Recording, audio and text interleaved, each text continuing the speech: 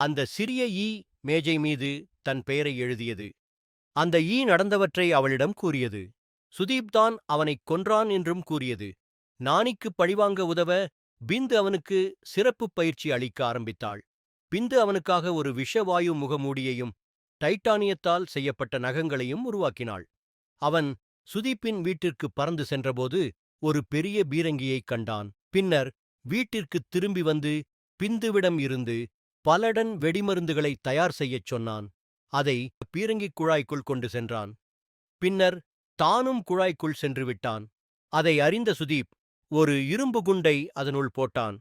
ஆனால் நாணி இன்னொரு துளை வழியாக தப்பிவிட்டான். கோபமடைந்த சுதீப் உடனடியாக தன் ஆட்களை வீட்டைச் சுற்றி வளைக்கச் சொன்னான். நாணி உள்ளே நுழைய முடியாததால் பிந்து சுதீப்பின் வீட்டிற்கு வந்து ஒரு ஸ்க்ரூவை மெதுவாகக் கழற்றினாள். அந்த இடைவெளி வழியாக நாணியும் உள்ளே பறந்து சென்றான். சுதீப் கண்காணிப்பு கேமராவை ஆய்வு செய்து ஈ எப்படி உள்ளே வந்தது என்று தெரிந்து கொள்ள முயன்றான். விசாரணையில் பிந்துதான் ஈயை உள்ளே விட்டது தெரியவந்தது. உடனே அவள் பிந்துவைக் கடத்தி நாணியை வரவழைத்தாள். பிந்து கடத்தப்பட்டதை பார்த்த நாணி வேறு வழியின்றி சரணடைந்தான். சுதீப் நாணியை மிதிக்க வர நாணி ஒரு ஊசியை காலை நோக்கி வைத்தான். ஊசி காலில் குத்தியது.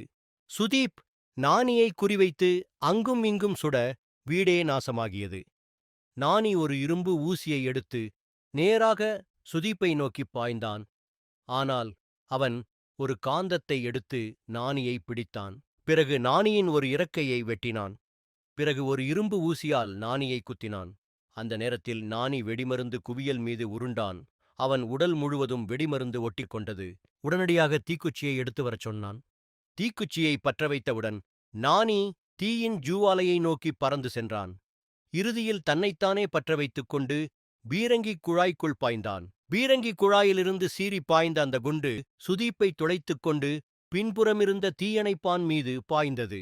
ஒரு பெரிய வெடிச்சத்தத்துடன் நாணி இறுதியாகத் தன் பழிவாங்கலை முடித்தான்.